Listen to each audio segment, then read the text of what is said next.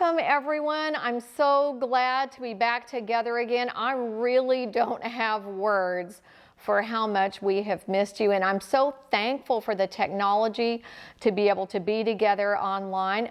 Now, I know we're just getting started, but why don't we pause for just a minute and begin this time by introducing ourselves and telling about our favorite COVID takeout food or comfort food, and then one thing that you have actually enjoyed during this crazy season. I know there's got to be something, so take a minute and do that.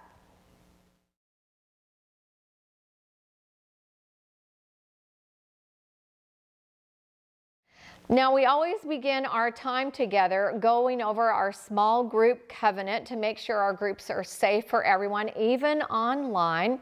So if you have one, grab it, and I'm going to go through that, starting with number 1, and that is be on time if at all possible. But don't not come if you're a little bit late. We have grace for everyone on that one. Number 2, if you would keep your prayer requests and your sharing confidential within your group. So we like to say what's said in the group, you know it, stays in the group. Number 3, condense your personal sharing so we give time for everyone to participate. That means extroverts, you're going to have to manage yourselves. But introverts, we really want to hear from you as well. And then number 4, focus on your own individual thoughts and feelings as you share with the group. So be sure and respect spouses or other family members by not saying anything that would embarrass them if they heard about it later. All right, number 5, resist, which is important because this is a hard one. Resist fixing and advising no matter how much you want to unless the other person requests your input. Number 6, be as vulnerable as you're comfortable. No one is ever required to share anything, but then remember that vulnerability begets vulnerability in your group. Number 7, appreciate and respect each other's personal contributions. So be mindful of allowing others to finish their thought by not interrupting or hijacking their story. So if Susan is sharing about her relationship with her aunt, then don't jump in and start telling about your issue with your Aunt Karen or whatever. Number 8, respect each other's religious backgrounds, denominations, and political views. Let's really try and not go there should they happen to come up. Number 9, all you amazing entrepreneurs, I love you. I'm so proud of you. But I ask that you not market your business at women's small groups. Number 10, if you would just pray for the group members as they come to mind during the week, we covenant to do that. And then finally, number 11, if you would just put your phone on silent and then only reference it for emergencies. So why don't we all just give a big Zoom thumbs up to each other saying we're all going to agree to love each other well by following the covenant. Alrighty then. So I thought it would be great each week to share a couple of fun sheep facts. There's like a wealth of these. So I'm going to start with these 2. Here we go. Number 1, 1 pound of sheep wool can make 10 ever-loving miles of yarn. That's crazy.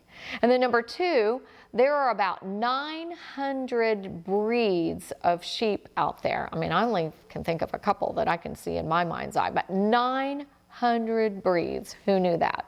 So I'll share a couple of those with you each week.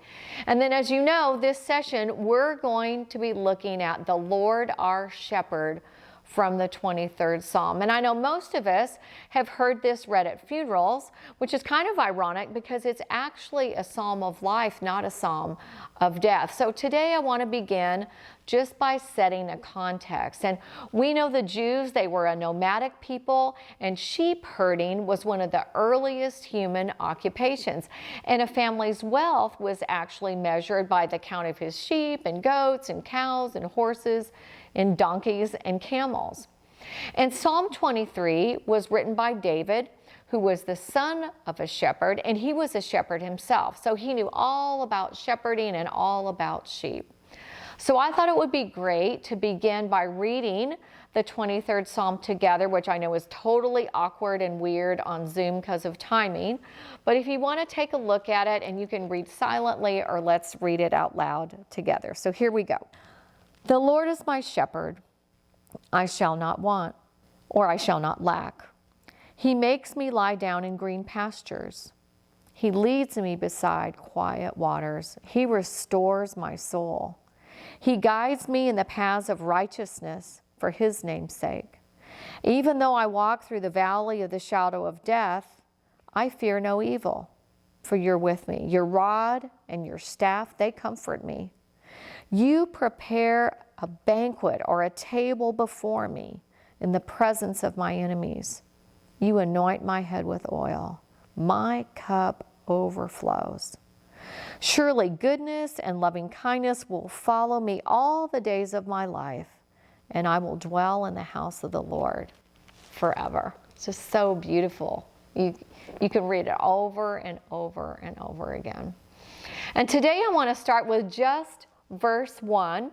The Lord is my shepherd, I shall not want, or I will not lack. And for context, I think Psalm 100 verse 3 gives a great introductory picture of who God is our shepherd.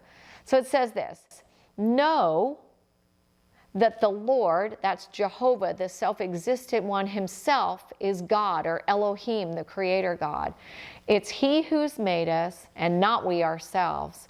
We are his people and the sheep of his pasture. And this is really important. David uses these particular names for God to say, the self-existent God who created every piece and part of you and gets you more than anyone else ever could, also serves as the shepherd of your life. And the promise in Psalm 23 is that when we allow him to fulfill that role, we will lack for nothing. Now, it's important to note that in Bible times, each individual flock had its own individual shepherd, and each sheep's ear was marked with a symbol of who they belonged to. So again, we're marked as his sheep and belonging to him. In other words, the Lord is my shepherd. That's my shepherd. And again in Psalm 95:7, David wrote this. It says, for he is our God, our Elohim, our creator, and we are the people of his pasture, the flock under his care.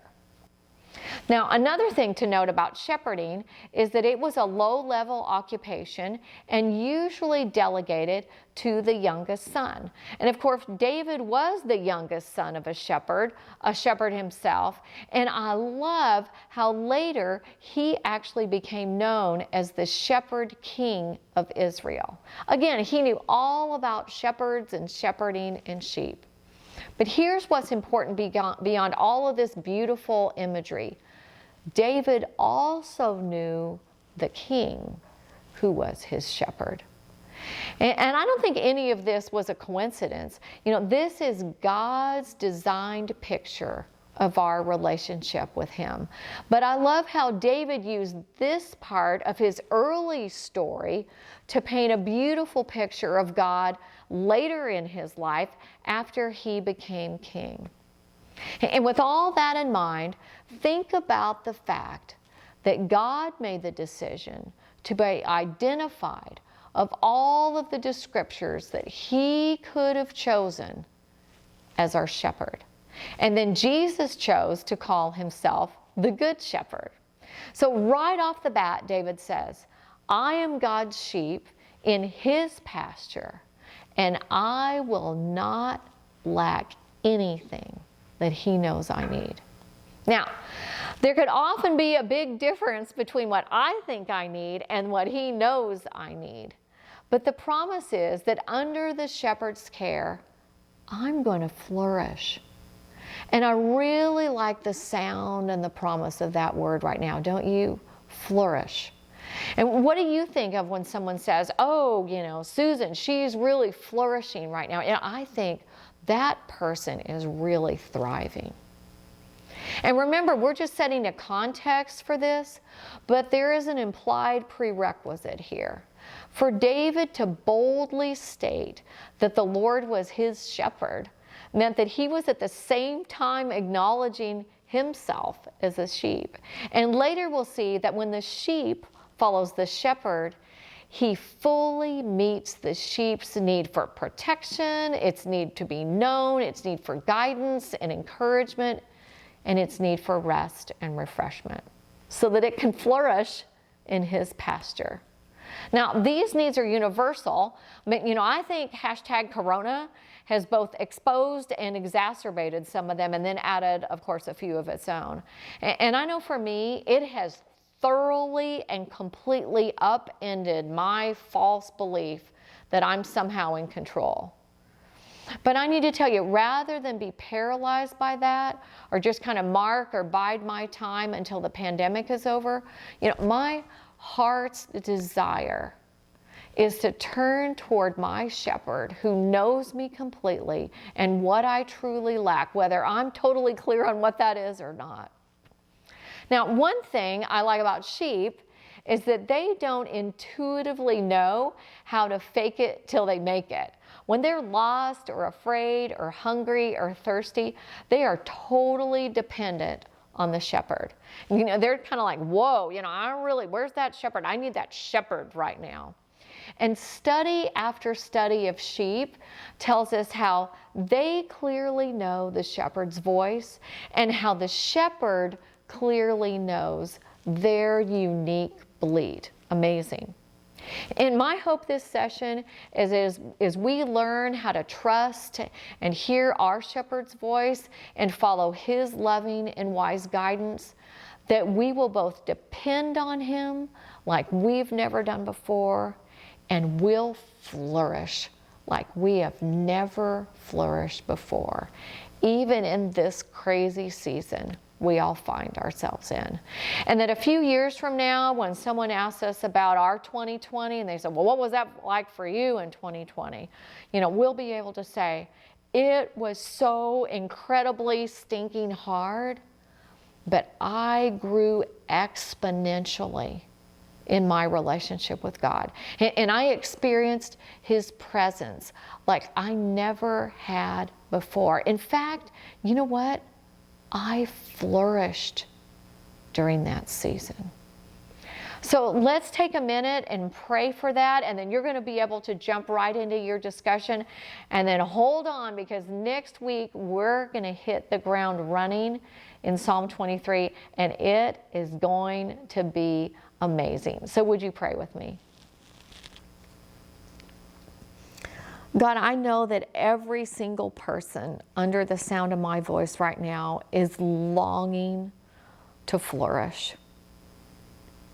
And so I pray even this week, we would follow you as our shepherd, and that we would get a glimpse of what that looks like as we grow more and more in our love for you, in our experience, in our relationship with you, in your word. And I pray that you'd lead us in our discussion right now, that we would grow and flourish in Jesus' name. Amen. So you guys have a great discussion, and I'll see you right back here next week.